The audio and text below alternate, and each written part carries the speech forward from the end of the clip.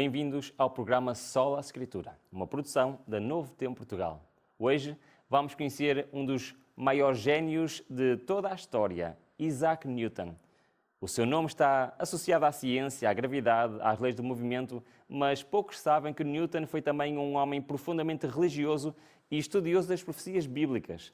Ele acreditava que a mente humana podia descobrir a ordem do universo criada por Deus e via na Bíblia o mesmo rigor e harmonia que encontrava na natureza. Neste episódio, vamos descobrir como o mesmo homem que decifrou o movimento dos planetas procurou também compreender o movimento do tempo profético, seguindo o método historicista, uma forma de interpretação que vê a história humana como o desenrolar dos planos de Deus. Fique connosco e descubra o lado espiritual de um gênio que via em cada lei da natureza uma prova da sabedoria divina.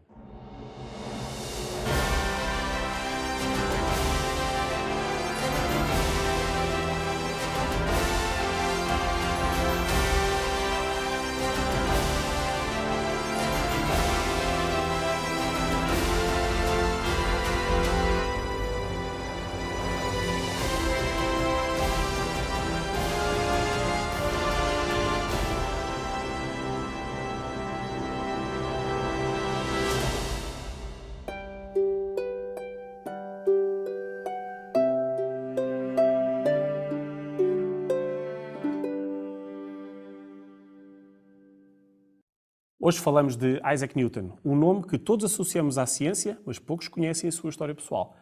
Ruben, como foi a infância deste homem que viria a transformar o pensamento moderno?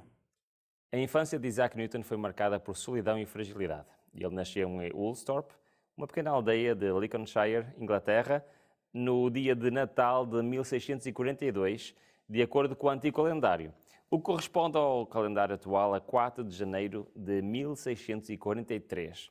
Ele nasceu prematuro devido à morte do pai. Portanto, a mãe ficou viúva antes mesmo de o ver nascer e por causa da morte do pai ele nasceu prematuramente. Um dos seus biógrafos, David Brewster, conta que era tão pequeno que podiam tê-lo colocado dentro de uma caneca. Quando tinha apenas 3 anos, a mãe voltou a casar-se e deixou o pequeno Isaac ao cuidado da avó. Essa separação marcou profundamente o seu caráter. Era um menino introspectivo que raramente brincava com os outros.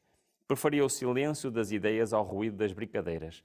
Uma biografia resume bem esta ideia ao dizer: a vida de Newton foi trágica antes mesmo de começar, mas essa perda e solidão moldaram uma das mentes mais brilhantes de todos os tempos. Depois então de uma infância marcada pela solidão, Newton começou a estudar em Grantham, mas foi nessa fase que se revelou o seu talento excepcional. Ruben, como é que o jovem Newton se destacou nos estudos? Então, Newton estudou nessa escola, lá em Grantham, e no início era um aluno discreto até ser provocado por um colega. Essa rivalidade despertou nele uma determinação que nunca mais o abandonou. Desde então, dedicou-se inteiramente aos livros e ao trabalho manual. Gostava de construir instrumentos, fazer experiências e observar a natureza.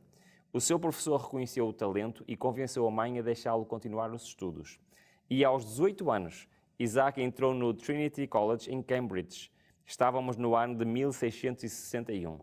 Ele era um jovem tímido e de poucos recursos, que estudava com o apoio do colégio e realizava serviços na universidade para ajudar a custear as suas despesas. No entanto, o seu desejo de aprender é imenso. Nos seus cadernos, Newton estudava matemática, filosofia e teologia. Passava noites acordado a resolver problemas e a copiar livros que não podia comprar. Em 1665, terminou o curso sem grandes distinções formais, mas já dominava conhecimentos que ultrapassavam os seus professores. Naquele jovem silencioso e persistente, nascia o pensamento que viria mudar a história da ciência. Ruben, a vida de Newton teve um momento decisivo quando a peste chegou à Inglaterra. E apesar deste ter sido um tempo muito difícil para o país, parece ter sido um tempo de grandes descobertas para ele, certo? Exatamente, Tiago. Em 1665, a peste obrigou a Universidade de Cambridge a encerrar por completo.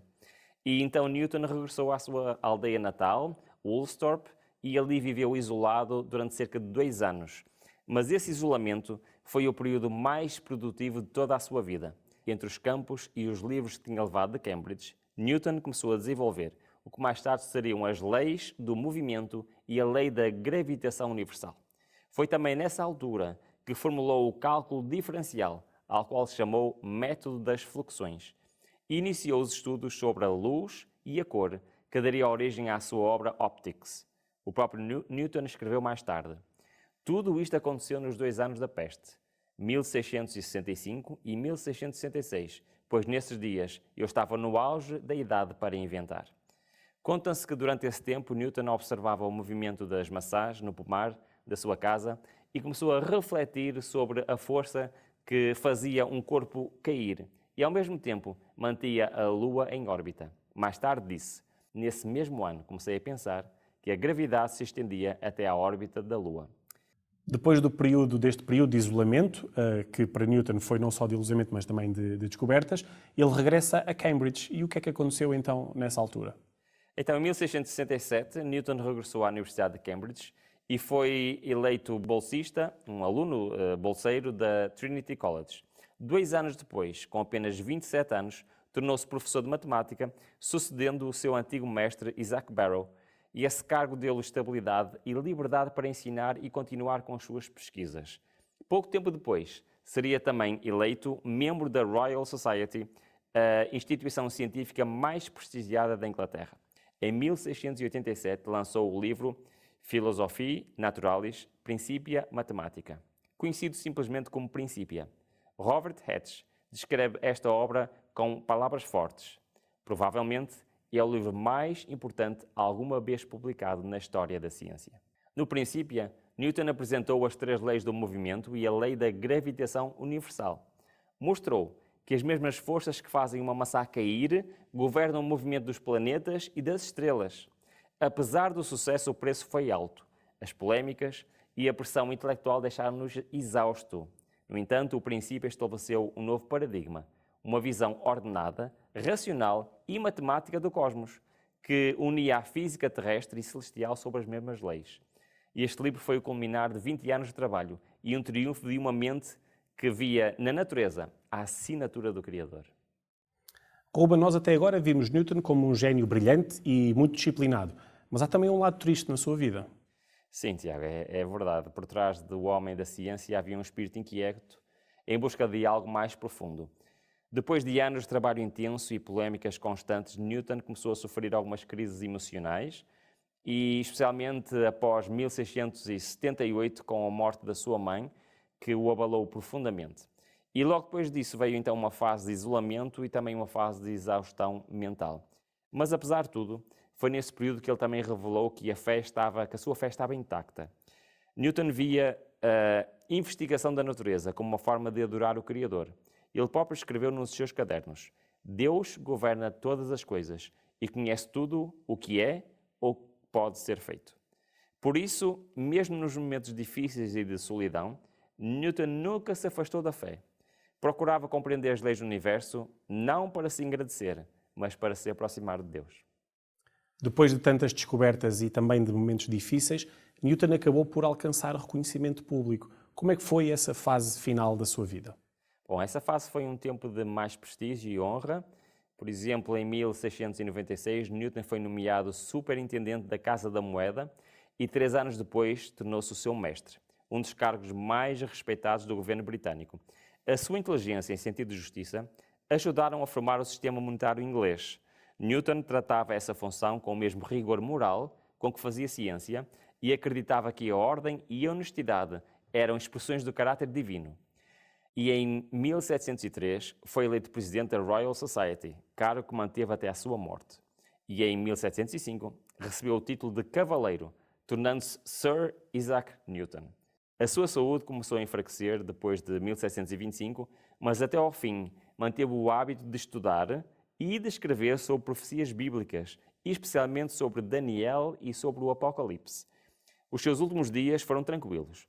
Morreu em Londres em 20 de março de 1727, aos 84 anos, e foi sepultado com honras de Estado na abadia de Westminster, algo raro para um cientista. David Brewster descreve esse momento com reverência. Foi sepultado na abadia de Westminster, entre os túmulos dos reis, como o maior dos filósofos e o mais humilde dos cristãos. Até hoje, o seu túmulo permanece um símbolo da união entre a razão e a fé, lembrando-nos que, para Newton, a verdadeira ciência era uma forma de adoração. Ruben, é curioso que, apesar de ele ser conhecido como o pai da física moderna, Newton também foi o profundo estudioso da Bíblia, como também já tinhas referido. Qual era a sua motivação para este lado espiritual? Por detrás do cientista existia um homem de fé, profundamente convencido de que a mesma mente que organizou o universo inspirou também as Escrituras. Newton via a ciência e a profecia como dois livros escritos pelo mesmo autor, o livro da natureza e o livro da revelação. Ele acreditava que as profecias de Daniel e Apocalipse revelavam o desenrolar contínuo da história humana até o reino eterno de Jesus Cristo. Por isso, seguiu um método historicista de interpretação profética, o mesmo que os reformadores utilizaram séculos antes. Para Newton, as profecias não eram enigmas para satisfazer a curiosidade, mas eram provas da providência divina ao longo do tempo. O historiador Stephen Snoblin resume bem este pensamento ao escrever: Newton acreditava que a profecia não foi escrita para satisfazer a curiosidade, mas para inspirar fé na providência de Deus. Nos seus manuscritos teológicos, e sim, Newton escreveu muito sobre teologia, muito sobre profecias. Newton aplicou o princípio dia-ano para interpretar as profecias das 70 semanas e das 2300 tardes e manhãs, revelando a exatidão dos planos de Deus. Ele compreendia que a história se desenrola sob o controle divino, desde os impérios antigos até ao juízo final e à vitória definitiva de Cristo. Para Newton, a mesma precisão que governa os planetas também guiava os eventos da redenção. E ele escreveu: Deus é o Senhor do universo e reina sobre todas as coisas. As profecias são a sua linguagem para nos mostrar que a história obedece ao seu desígnio. Aos olhos de Newton, cada equação e cada versículo eram reflexos de um mesmo princípio: ordem, justiça e propósito divino. E assim, o homem que revelou as leis do cosmos terminou a vida rendido ao maior dos mistérios, o da graça de Deus revelada nas Escrituras. Ao longo deste episódio, nós vimos que Isaac Newton não foi apenas um cientista, mas também um homem de fé que estudava as profecias da Bíblia com a mesma dedicação que estudava as leis do universo. E se também deseja compreender melhor as profecias e o plano de Deus para a história, temos um presente especial para si. A Novo Tempo Portugal está a oferecer gratuitamente o curso bíblico O Grande Conflito, uma revista com 24 estudos sobre os temas centrais da Bíblia e da história cristã. O estudo que corresponde ao tema de hoje é o estudo número 16, sobre a interpretação profética historicista. Nesta lição vai descobrir como as profecias de Daniel e Apocalipse revelam o desenrolar dos acontecimentos desde os impérios antigos até ao estabelecimento do reino eterno de Cristo. O mesmo método que Newton utilizava para interpretar as Escrituras.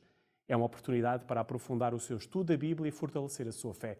Pode pedir já o seu exemplar da revista O Grande Conflito através de SMS ou WhatsApp para o número 933 939291.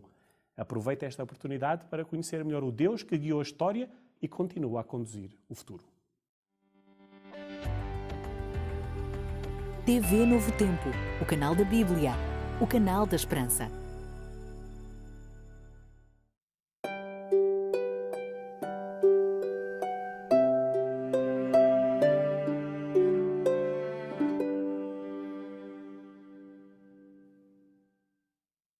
A história da interpretação profética é, na verdade, a história da forma como a Igreja compreendeu o modo de Deus agir no tempo. Desde os dias de Daniel e do apóstolo João, a profecia foi revelada como uma linha contínua de acontecimentos que mostrava o desenrolar dos planos divinos até ao reino eterno de Cristo. Nos livros de Daniel e Apocalipse, a profecia não é um retrato estático, mas um filme da história, onde cada império, cada perseguição e cada vitória do povo de Deus aparecem em sequência. Daniel 2 e 7 apresentam essa visão, uma sucessão de reinos, Babilônia, Medo-Pérsia, Grécia e Roma, até o momento em que o Deus do céu levantará um reino que não será jamais destruído. Nos primeiros séculos do cristianismo, os pais da Igreja, como Irineu e Hipólito de Roma, mantiveram esta leitura histórica.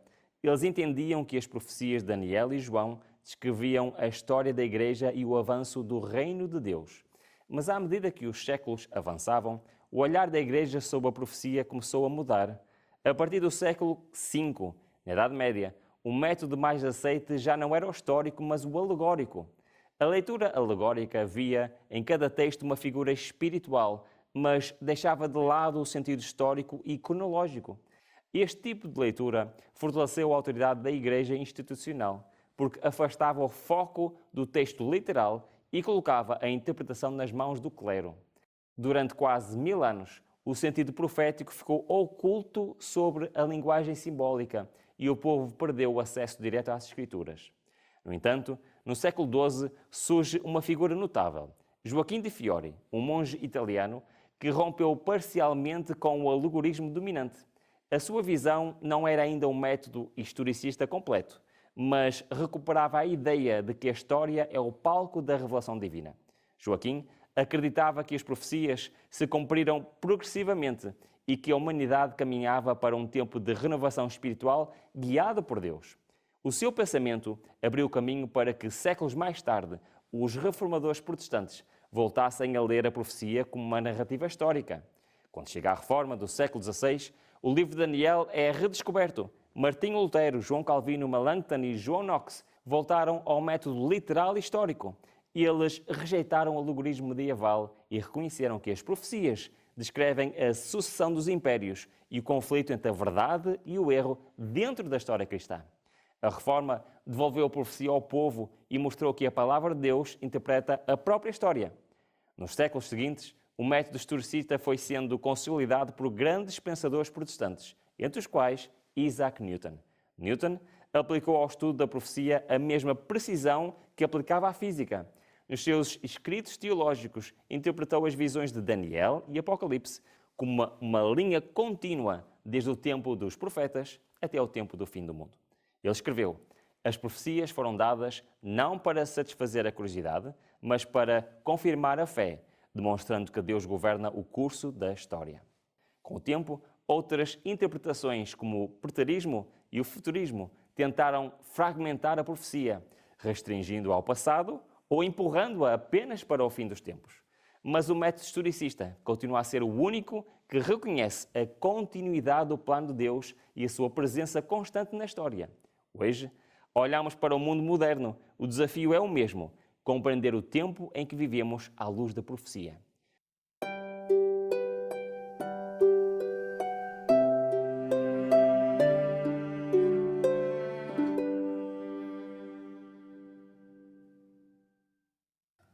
Chegamos agora ao momento do nosso estudo bíblico. Hoje vamos compreender o que significa a interpretação profética historicista, um método que Isaac Newton estudou e aplicou nas suas investigações sobre as profecias de Daniel e Apocalipse. Ruben, a pergunta que te faço é: o que é este método historicista e quem o ensinou?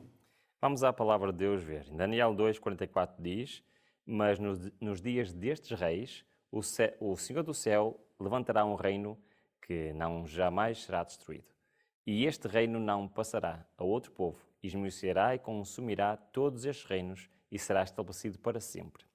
Em Daniel 7 nós vimos, e estes grandes animais que são quatro reis que se levantarão da terra, mas os santos do Altíssimo receberão o reino e possuirão o reino para sempre, sim, para todo sempre. Então o que é que nós podemos aprender? Nós temos aqui um diálogo entre Daniel e o anjo. E neste diálogo nós vemos claramente que as profecias bíblicas revelam o desenrolar contínuo da história, desde o tempo do profeta até o estabelecimento do reino eterno de Deus. O anjo foi quem ensinou a Daniel o método historicista. Por isso, o método historicista não é uma invenção humana, mas sim foi a maneira como o anjo explicou a Daniel a interpretação profética, mostrando que Deus é soberano sobre os acontecimentos humanos. Que eventos é que estão preditos nesta profecia das 70 semanas que já tinhas falado há pouco? Bom, a profecia das 70 semanas foi uma daquelas que Isaac Newton estudou, e se nós formos ver em Daniel 9 e lemos esta profecia, vamos ler o versículo 24, 70 semanas estão determinadas sobre o teu povo e sobre a tua santa cidade para cessar a transgressão e para dar fim aos pecados, e para expiar a iniquidade e trazer a justiça eterna, e selar a visão, a profecia, e para ungir o santo dos santos. Então esta profecia das 70 semanas, ela prediz o tempo entre o decreto para a reconstrução de Jerusalém até à vinda do Messias. Ora, é óbvio que isto não podia ser em 70 semanas literais. Daí a importância desta relação de dia a ano na interpretação profética. E então nós, com esta profecia, conseguimos entender a data da vinda do Messias. Inclui o seu ministério, nesta profecia inclui a sua morte e também o fim do tempo determinado para Israel como nação escolhida. O que é então este princípio dia-ano na interpretação profética? Nós, para entendermos o dia-ano, temos que ir a Ezequiel e Números. Por exemplo, Ezequiel diz: "E quando tiveres cumprido estas, tornar-te-ás a deitar sobre o teu lado direito e levarás a iniquidade da casa de Judá 40 dias. Um dia te dei para cada ano." Em Números 14 diz: "Segundo o número dos teus dias em que espiaste a terra, 40 dias. Cada dia por um ano levareis as vossas iniquidades 40 anos e conhecereis a minha reprovação." Então, o que é que nós temos aqui? Temos o princípio dia-ano, que nos ensina que em profecias simbólicas, e só em profecias simbólicas, um dia representa literalmente um ano. Ou seja, se nós falarmos, por exemplo, 10 dias, isso são 10 anos. E este princípio é essencial para compreender o cumprimento cronológico das profecias. E usando este método, as profecias todas se encaixam perfeitamente. Isaac Newton utilizou este método para interpretar tanto a profecia das 70 semanas como a profecia das 2.300 tardes e manhãs. Como é que se aplica o princípio dia-ano à profecia das 70 semanas? Ora, vamos ver, vamos olhar. É um pouco complexo, mas vamos tentar desvendar aqui este princípio. Daniel 9:25 diz: "Sabe e entende, desde a saída da ordem para restaurar e para edificar Jerusalém até ao Messias, o príncipe, haverá 7 semanas e 62 semanas. As ruas e o muro se reedificarão, mas em tempos de angustiosos." E se nós formos a Esdras, no capítulo 7, nós vemos exatamente o decreto a decretar, a promulgar a tal restauração, a ordem para restaurar e edificar Jerusalém. Nós lemos em Esdras 7, 12 e 13, Artaxerxes, o rei dos reis, é Esdras, sacerdote, escriba da lei, do Deus do céu. Paz perfeita em tal tempo. Por mim se decreta que em todo o meu reino, qualquer do povo de Israel e dos seus sacerdotes e levitas quiser ir comigo a Jerusalém, vá. E este decreto, esta lei, foi instituída com o propósito de eles irem restaurar a Jerusalém. Então nós conseguimos, vendo pela história, identificar e aplicar estas 70 semanas, que, aplicando o princípio de dia-ano, Tiago, 70 semanas são então 490 anos. E nós sabemos que este período em que foi promulgada esta lei começou no outono de 457 a.C., ou seja, o tal decreto para reconstruir Jerusalém. Então, se nós acrescentarmos a esta data 490 anos, nós vemos que este período profético termina precisamente no outono do ano 34 depois de Cristo, marcando o fim do tempo determinado para Israel e o início da pregação do Evangelho aos gentios, o início da era cristã como conhecemos hoje. Que eventos então específicos é que ocorreram durante estas 70 semanas? Então vamos ler. Sabendo que já sabemos as datas em que começam e terminam esta profecia, já aplicamos o princípio dia-ano, e agora vamos ler tentando entender que acontecimentos estão preditos nesta profecia. Para isso vamos ler Daniel 9, versículo 26 e 27. "E depois das 62 semanas será cortado o Messias, mas não para si mesmo. E o povo do príncipe que há de vir destruirá a cidade e o santuário, e o seu fim será como uma inundação, e até ao fim haverá guerra. Estão determinadas assolações, e ele firmará um concerto com muitos por uma semana, e na metade da semana fará cessar o sacrifício e a oferta de manjares." E finalmente, Atos 7, "Mas ele, estando cheio do Espírito Santo e fixando os olhos no céu, viu a glória de Deus e Jesus, que estava à direita de Deus, e disse: Eis que vejo os céus abertos e o Filho do Homem que está em pé à direita de Deus." Nós lemos estes textos e ao princípio eles parecem um pouco desconexos, mas cada um destes textos são o cumprimento da profecia das 70 semanas lá de Daniel capítulo 9. Então nós vimos que o período das 70 semanas começa em 457 a.C., com a reconstrução de Jerusalém. Nós vimos isto em Esdras capítulo 7. Mas após as 69 semanas, ou seja, após os 483 primeiros anos desta profecia, chegamos precisamente ao ano 27, que foi o quê? Foi precisamente na altura que Jesus foi batizado e iniciou o seu ministério. E depois a profecia fala-nos de meia semana, ou seja, 3 anos e meio. E o que é que aconteceu? O que é que diz a profecia? O cumprimento é exatamente o ano 31 depois de Cristo, que foi Jesus crucificado e fazendo cessar o sistema de sacrifícios, como lemos nos textos anteriores. E por fim, o último acontecimento que lemos em Atos foi no ano 34 d.C., com a morte de Estevão e o início da pregação aos gentios, como por isso o período terminado para Israel. Então, cada um destes versículos aqui que nós lemos do Novo Testamento são o cumprimento desta profecia de Daniel, capítulo 9. E as datas encaixam-se certinho ao milímetro, ou seja, é o método historicista, com o princípio de ano, é o método certo para interpretar a visão profética da Bíblia. Chegámos ao fim do nosso estudo bíblico.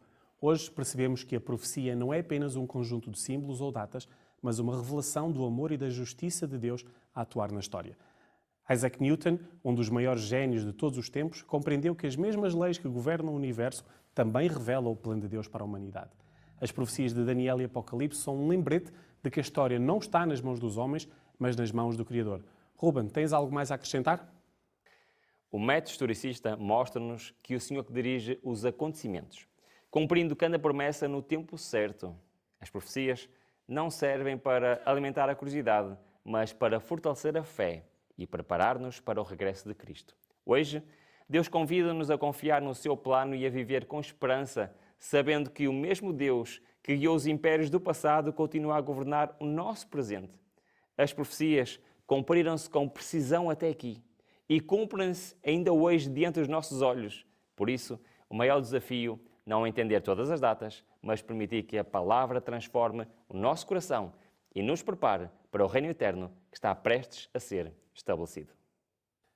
Se deseja continuar a compreender as profecias e a fortalecer a sua fé, pode pedir gratuitamente o curso bíblico O Grande Conflito. O estudo de hoje corresponde ao estudo número 16 sobre a interpretação profética historicista.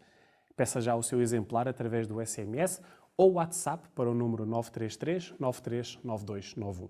Que o mesmo Deus que guiou Daniel, inspirou Newton e sustém o universo, guie também a sua vida. Até ao próximo programa.